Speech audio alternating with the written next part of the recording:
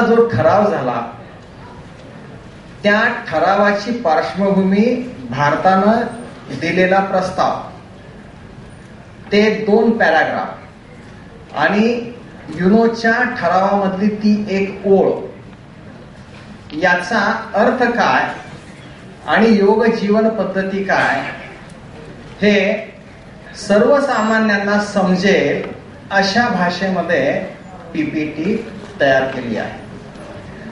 अधिकाऱ्यांची सूचना होती, एकदा सांगितलं की समजावं आणि समजलेलं सांगता यावं इतकं सोपं ते असावं. याच्यातले काही शब्द योगाशी संबंधित संस्कृतमध्ये असतील, पण बराचसा भाग सर्वसामान्य बोली भाषेमधला घेतलेला आहे.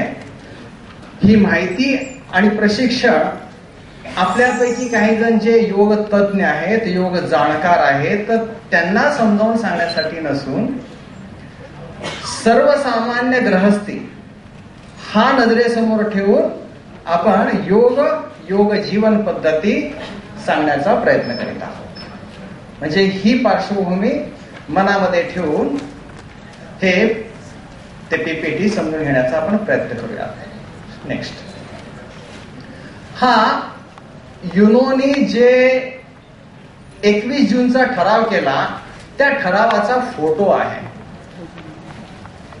याच्यामध्ये त्याचे रिझोल्युशन नंबर, हे कोणत्या बेसवर केलं, कोणत्या समितीनं केलं, हे कसं साजरा होईल, ह्याचे आहेत डिटेल. यापैकी फक्त एक ओळ, ती एक ओळ योगासंबंधी आहे.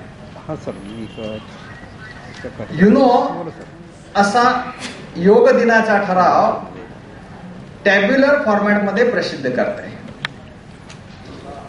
तो टॅब्युलर हा फॉर्मॅट आहे. एक मिनिट.